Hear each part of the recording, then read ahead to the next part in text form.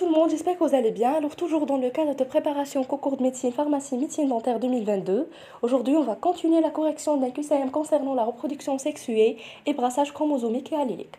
Donc, bien sûr, comme la première partie, est-ce qu'on fait des questions de la correction d'Elhom. Et aujourd'hui, on va continuer avec d'autres questions. Donc, commençons par la première question. Donc, si un zygote a 4 chromosomes, combien les cellules somatiques qui en résultent auront-elles de chromosomes? Donc tout d'abord نفكركم بواحد les informations concernant la mitose et la méiose. Donc حنا عارفين بلي la mitose واحد la division cellulaire bien sûr ديال les cellules somatiques.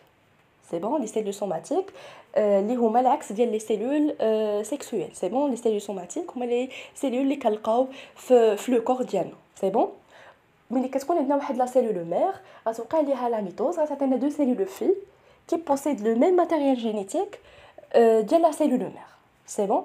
Yani, elles gardent le même matériel génétique ou bien sûr les cellules qui sont diploïdes. Tandis que la méiose bien sûr, qu'est-ce qu'on a la cellule mère qui est diploïde, il y a 4 cellules filles qui sont haploïdes ou les cellules filles sont les cellules sexuelles ou là les gamètes. Donc ici il y a le zygote. Stromzien, elle a les cellules somatiques. Yani le zygote fait 4 les chromosomes. Et puisque la mitose garde le matériel génétique de la cellule mère, donc automatiquement les cellules somatiques les confirment le même matériel génétique du zygote. C'est-à-dire qu'elles confirment les chromosomes. Donc je vous les propositions. Donc on a A 2 chromosomes, donc c'est faux. B 4 chromosomes, c'est correct. C 16, donc c'est faux. D 8, c'est faux. Et E 1 chromosome, donc c'est bon. Donc voilà la bonne réponse, c'est 4 chromosomes. Alors passons maintenant à la deuxième question.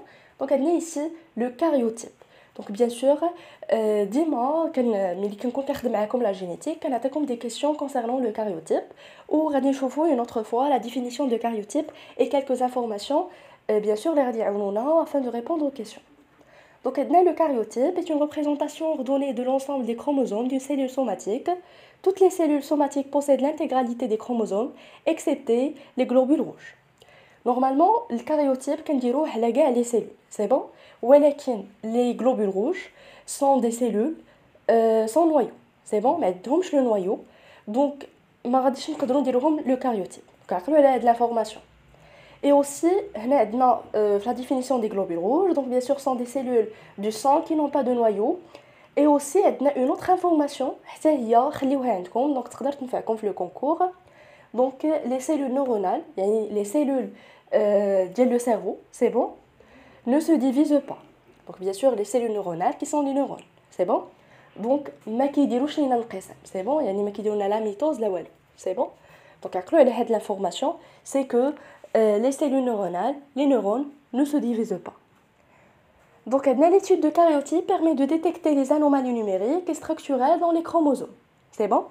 Donc bien sûr, qu'on a déjà fait les anomalies chromosomiques la génétique humaine, c'est bon. Et on a vu que les anomalies qui connaissent bien sûr de deux types, soit les anomalies numériques ou les anomalies structurelles.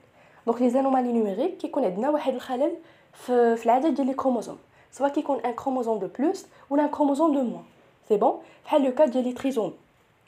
Et ici, les anomalies structurelles donc, peuvent englober un large éventail de défauts chromosomiques, notamment la suppression dans laquelle une partie d'un chromosome est manquante. Donc, les anomalies structurelles, c'est la structure du chromosome. Donc, soit le fragment, soit qu'il aide, etc. C'est bon? Ou bien sûr, le karyotype, qui a باش نتعرفوا على هاد les anomalies, bien sûr, numériques, يعني du nombre, et structurelles, bien sûr, qui affectent la structure du chromosome. Donc, les propositions concernant le karyotype.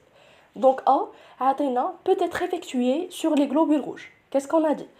Le karyotype, bien sûr, qui donne à toutes les cellules somatiques, excepté, bien sûr, les globules rouges, qui ne font un noyau. Donc, A, c'est faux. B permet de détecter toutes les maladies héréditaires.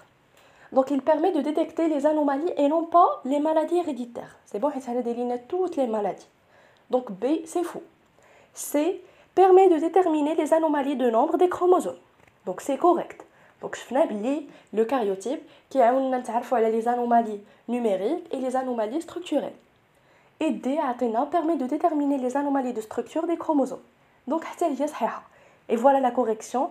Donc, C et D sont corrects. Passons maintenant à la troisième question.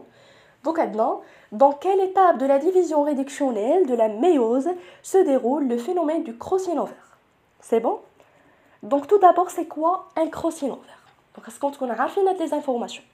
Le crossover est un échange de matériel génétique entre chromosomes d'une même paire ou homologue.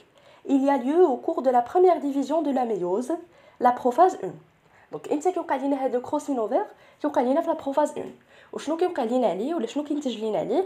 Un échange de matériel génétique entre les chromosomes homologues. C'est bon? Donc, les chromosomes semblables s'appareillent, les ondes de contact d'échiasma apparaissent entre chromatides non sœurs. Donc, comme vous voyez ici sur la photo, donc on a bien sûr deux chromosomes homologues. Donc, bien sûr, on a les deux chromatides non sœurs. Bien sûr, durant la prophase 1, on a les modifications qui sont dans la première division qui est la division réductionnelle.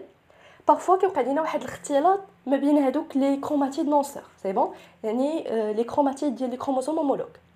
Ainsi, qui تكونوا لينا واحد الكيازما, c'est bon? هذوك les points في كيكون عندنا X. Donc après ملي غتبقى لينا la séparation ديال les chromatides, غيكون ديجا وقع لينا واحد l'échange des fragments. Ainsi وقعت لينا واحد la diversité génétique, يعني تبدلوا لينا واحد les gènes من بلاصتهم. C'est bon? Donc نرجعوا les propositions اللي عطينا. Donc عطينا واش le crossover كيوقع لينا في la première télophase ou la première prophase, ou la première métaphase, ou plutôt la deuxième métaphase.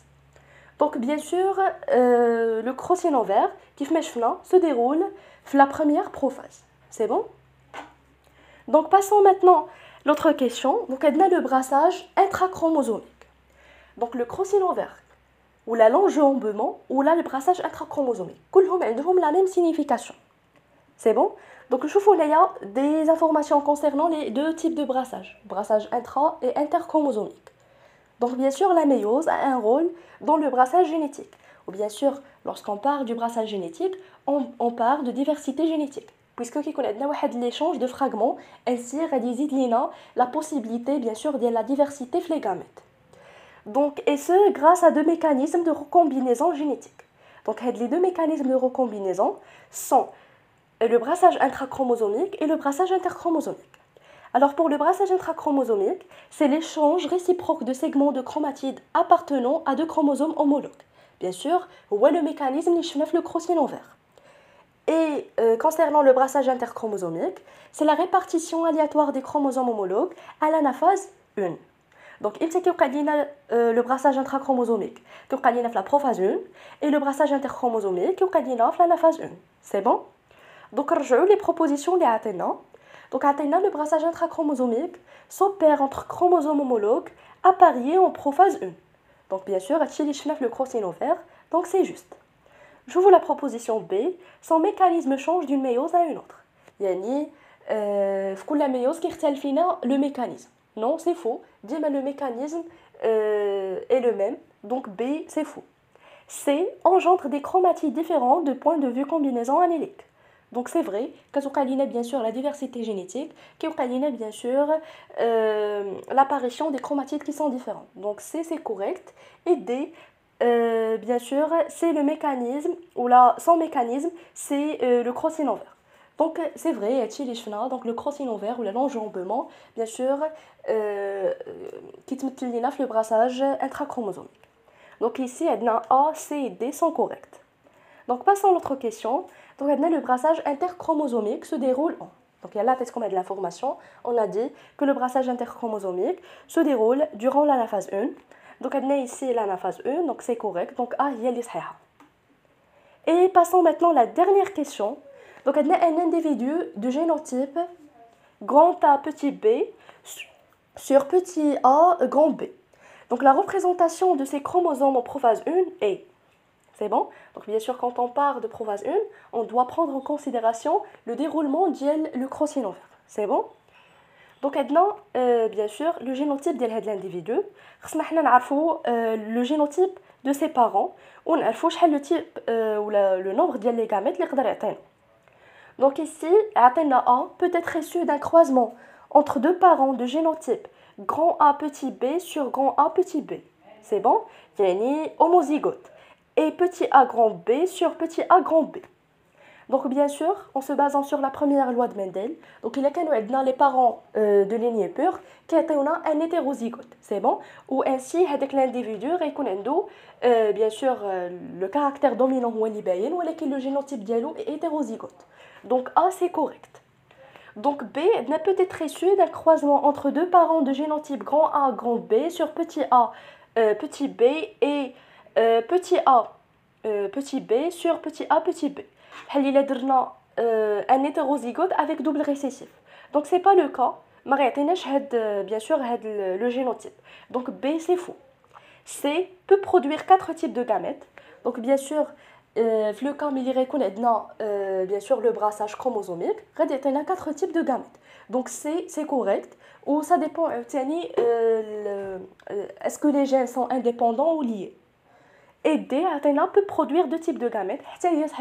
Donc bien sûr dépend du brassage. Donc bien sûr ici les bonnes réponses c'est A, C et D. Et ainsi on est arrivé à la fin de cette vidéo. J'espère que vous avez compris. Donc Inch'Allah, je vais vous des vidéos concernant les lois de Mendel. Bonne chance à tout le monde et à très bientôt.